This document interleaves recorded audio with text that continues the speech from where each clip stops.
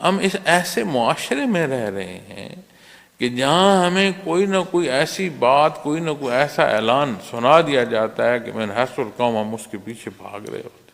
آپ غور فرمائیں، یہیں کشمیر کی بات ہوئی، اور اس کشمیر کی بات میں پوری قوم میں کتنی اضطراب تھا کہ جی ہر جمعے کو جی آپ باہر نکلیں، ہر جمعے کو آپ اکٹھے ہوں، احتجاج کریں۔ پہلے تو اس بات کی سمجھ نہیں آتی کہ اس احتجاج سے ہوگا کیا، چلو سمجھ آئی۔ اچھا، پھر اس کو جلوس نکالے گئے، جگہ جگہ جو ہے وہ ہر ایک نے اپنے اشتہار لگائے، اعلان کیے، مخلوق آ رہی ہے، راستے بند ہو گئے ہیں جی، گاڑیاں رک گئی ہیں، کسی نے ہسپتال جانا ہے، کسی نے بازار جانا ہے، کسی نے کہیں جانا ہے، ہر شے رکی ہوئی۔ ٹھیک ہے جی، اظہار ہمدردی ہو رہا۔ ابھی وہ بیچ میں تھا، آپ غور فرمائیں کتنا عرصہ ہو گیا ہے فلسطین کی بات آ رہی، ملک کے طول و عرض میں کتنے جلوس نکلے، کتنے شور شرابے ہوئے۔ مجھے بھی کہا گیا کہ لوگ سارے جلوس نکال رہے ہیں، آپ کی جماعت کچھ نہیں کر رہی۔ اب میں سوچتا ہوں کہ وہ تو اسی طرح مر رہے ہیں، وہ جو جلوس والے تھے آج کہاں ہیں؟ پہلے اشتہار اس جلوس کی نسبت سے تھا، آج اشتہار انتخاب کی نسبت سے ہے کہ مجھے ووٹ دے دو، میں تمہارے مسائل حل کر دوں۔ اور میں حیران ہوں کہ اسی طرح کشمیر میں وہی مخلوق جو ہے وہ ذبح ہو رہی ہے، اور آج ہمارے ذہنوں میں بھی نہیں ہے، سوچ بھی نہیں ہے، کبھی سنا کسی نے؟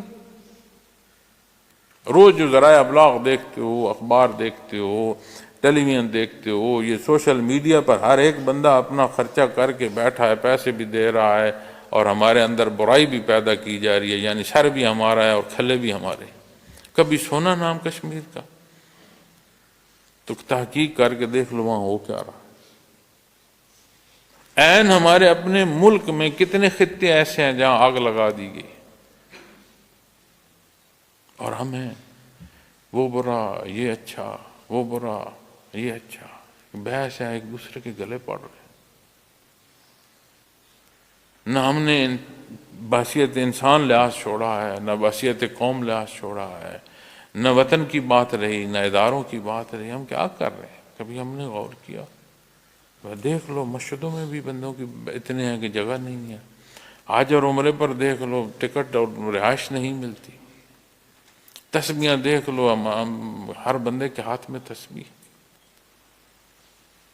تو اس سارے کا حاصل کیا ہے؟ میں تو یقین مانو تکلیف ہوتی ہے کہ کہیں ہمارے اندر ایسا خناس تو نہیں بھر گیا کہ ہم اپنی ذات کی بڑائی میں ہی عبادات میں لگے ہیں۔ تو شیطان نے بھی تو یہی کیا تھا۔ اگر وہ اپنی بڑائی میں عبادت کرنا رہا ہوتا، کہ ایسا نہ ہوتا، تو پھر وہ متکبر نہ ہوتا، وہ یہ نہ کہتا کہ اللہ تو نے تو مجھے آگ کی لو سے پیدا کیا اور میں اس مٹی سے پیدا ہونے والی مخلوق کو سجدہ نہیں کرتا، ایسا نہ کہتا۔ بات نہ آگ اور آگ کے لو کی تھی، بات نہ مٹی اور مٹی سے پیدا وجود کی تھی، بات تو اللہ کے حکم کی تھی۔ تو تکبر اندھا کر دیتا ہے، خواہشات نفسانی اندھا کر دیتی ہیں۔ تو میں سوچتا ہوں کہ ہم کیا کر رہے ہیں؟ اللہ کریم کا ہر حکم جو ہے اس میں حکمت ہے، اور ہم تعمیل حکم میں بھی نظر آئیں اور وہ حکمت ہمیں نہ ملے، تو کیا یہ سوچنا نہیں چاہیے؟ ہماری نیتوں میں تو بدی نہیں آ گئی، ذات پرستی میں تو نہیں ہم کھو گئے؟ تو حل کیا ہے؟ پلٹ کر آنا ہے، اللہ کے حکم پر آنا ہے۔ کہتے ہیں احتجاج کرو کہ وہاں مسلمانوں کے ساتھ زیادتی ہوگی، احتجاج کی جگہ کام کرو، انسان بنو، بحیثیت مسلمان اپنے احکامات کو دیکھو، اپنے حصے کی ذمہ داری ادا کرو، اس قوم کو کھڑا کرو، اس ملک کو کھڑا کرو، تمہارے الفاظ میں وزن ہوگا، تمہیں احتجاج کی ضرورت نہیں ہوگی، تمہارے ایک بیان پر اثر پیدا ہوگا دنیا میں۔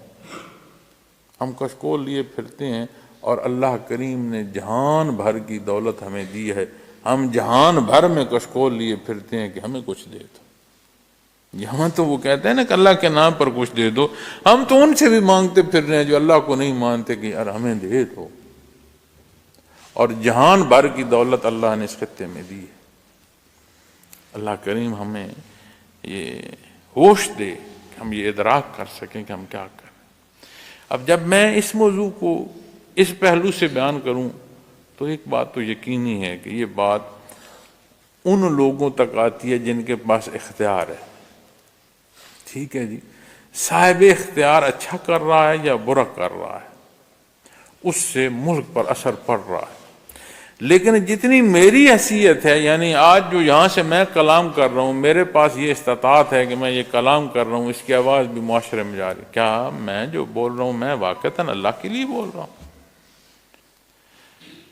تو اگر ہم صرف یہ دیکھ لیں کہ صاحب اختیار اچھا نہیں کر رہا تو پھر میں بھی اچھا نہ کروں، تو صاحب اختیار نے اپنی قبر میں جانا ہے میاں، میں نے اور آپ نے اپنی قبر میں جانا ہے۔ تو جب ہم اپنے اعمال درست کریں گے تو آپ صلی اللہ علیہ وسلم کا فرمان ہے کہ اعمالکم اموالکم او کما قال محمد رسول اللہ صلی اللہ علیہ وسلم، یعنی تمہارے اعمال تم پر سوار، یعنی تمہارے اعمال تمہارے حکمران ہیں۔ تو اللہ کریم کا ہر حکم جو ہے اس میں حکمت ہے، اس حکم کو صدقے دل سے مانو، اپنے گھروں میں سکھ پاؤ گے، اپنے بچوں کی تربیت اچھی پاؤ گے، اپنے اندر سکھ اور اطمینان نصیب ہوگا، دنیا کی زندگی سہل ہوگی اور آخرت کی تعمیر ہوگی۔ اور اگر اس حکمت بھری رہنمائی سے بھاگتے رہو گے، خواہشات ذاتی کے مطابق اپنے اللہ کے حکم کو تبدیل کرتے رہو گے تو کامیاب نہیں ہوگے، کیونکہ حکمت جو ہے، جس حکم کی حکمت تعمیر کر رہی ہے، اس حکم کی اس حکمت سے جتنا کوئی دور ہوگا اس کی تخریب ہوگی۔